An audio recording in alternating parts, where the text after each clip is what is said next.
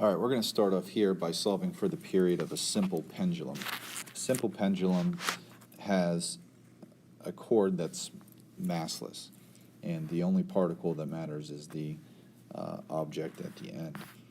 And in this situation, we've pulled a pendulum up, and gravity is going to cause it to start to swing. Gravity is the force that causes the rotational motion. So we're going to sum up the torques for this situation, and that's going to cause some angular acceleration. We need the perpendicular component of gravity to that particle, and that theta here goes here, so that this component that is perpendicular can be solved by mg times the sine of that angle theta, and that is acting at a distance L away from this pivot point. And that's going to cause that angular acceleration. Now, this is also just the particle, so the I of a particle is just the mass of the particle times the distance from the rotational point squared. So I becomes mL squared. Here we can start to see that there are values that are going to cancel out. The mass cancels on both sides. This L cancels out.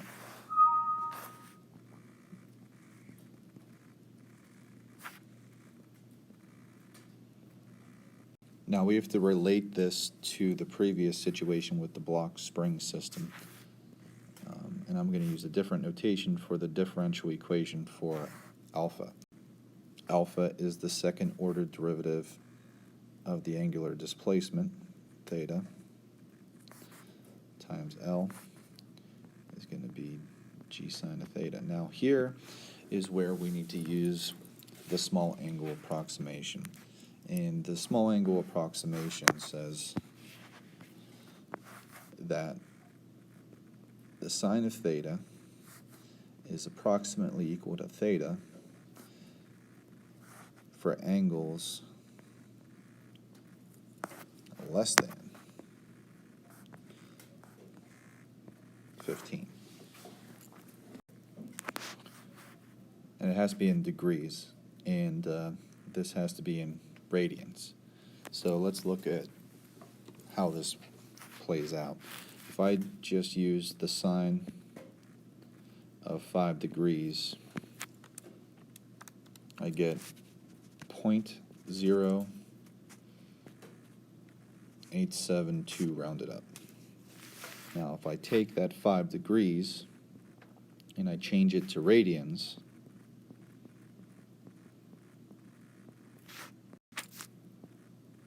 I get 0.0873 rounded up. So for these small angles, the sine of the angle in degrees approximately equals the number of radians. So that takes this equation and simplifies it out a little bit because the sine function goes away. So we have the second order derivative of g theta. And I want to get the second order derivative of theta alone, and then I end up with g over L times theta. Our block spring system had the second order derivative of x was equal to k over m times x. Now, this is just a form for that equation, so we're looking at this factor.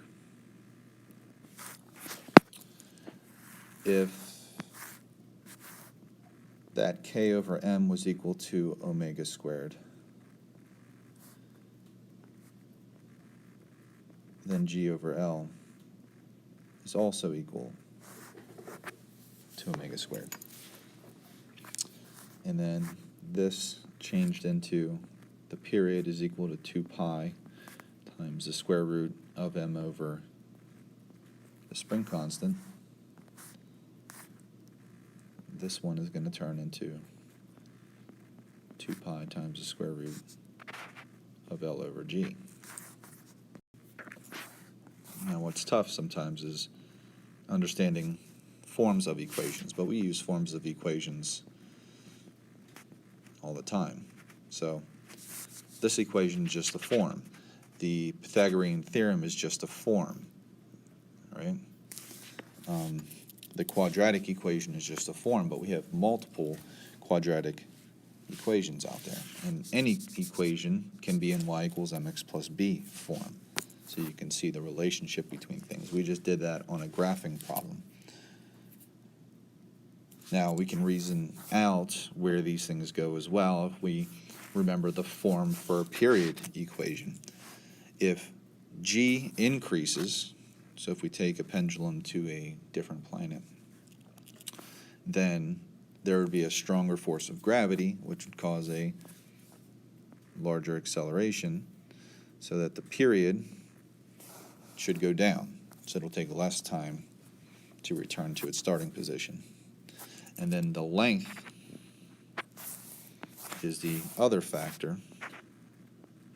And if that goes up, then the period goes down. So a bob on a very short string will oscillate back and forth fairly quickly, but a very long string will take a long period of time to return back to its starting position.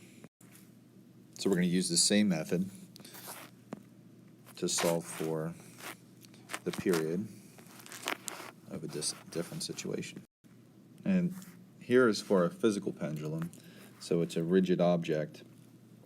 And we're going to start the same way by summing up the torques that is going to cause this object to rotate. And the big difference here is that, well, we have an I, okay? And when we pick the location of the torque, it's going to be about its center of mass.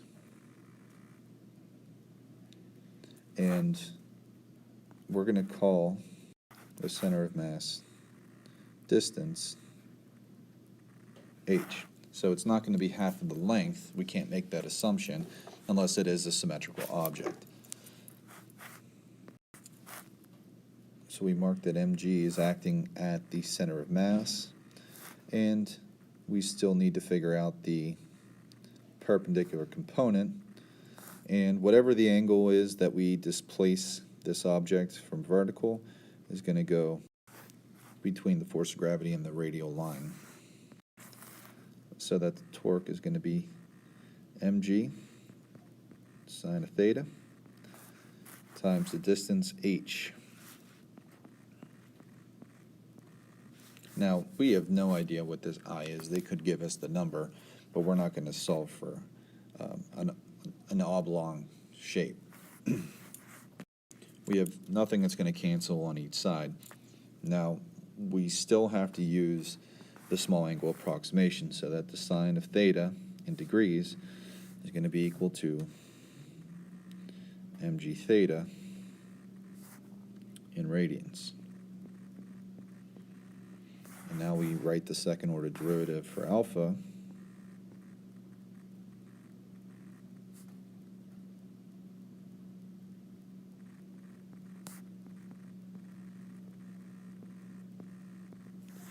And get the theta double dot by itself.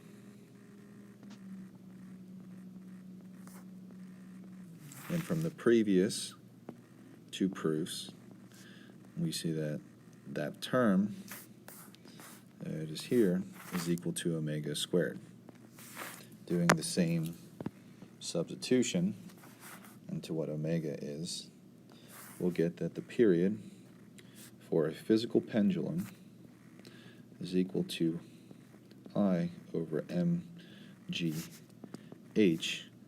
and that is the radial distance to the center of mass.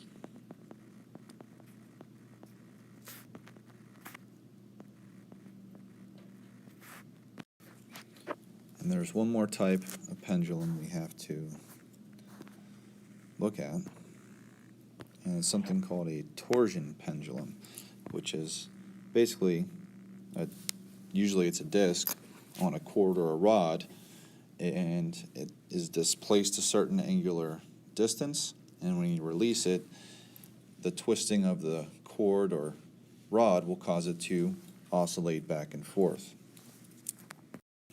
So similar to a spring,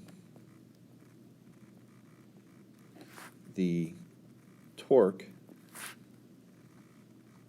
is going to be a constant times the angular displacement. And that torsion constant in our book is kappa. So it's a different looking K. All right.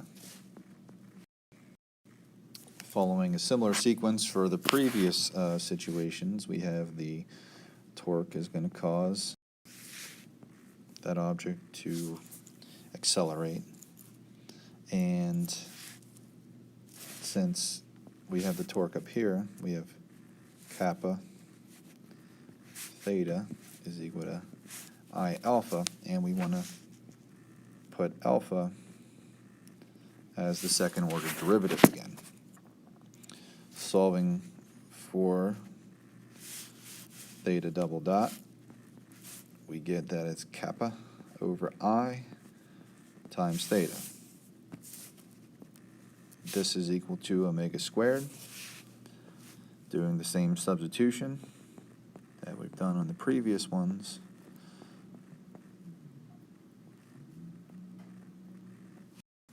This is the equation for period of a torsion pendulum. Again, let's think about the variables. If we increase the rotational inertia, it's harder to rotate, so that the period goes up. If we increase the K constant, which is kind of like a spring constant, so it's a stiffer spring or a stiffer cord, it'll cause a faster acceleration so that the period would go down. Why did we go through all these situations? Because the AP test asks you to use the small angle approximation to prove the period of some pendulums. Also, if it's not going to ask you to show that proof, they don't give us every period equation for every pendulum. So if you are only given the two that are on the equation sheet, you can reason out this one.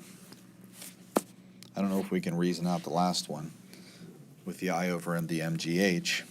You may have to prove that, since they do use physical pendulums on the exam. And I'm pretty sure the one problem that I saw was a physical pendulum, and you had to prove it using the small angle approximation.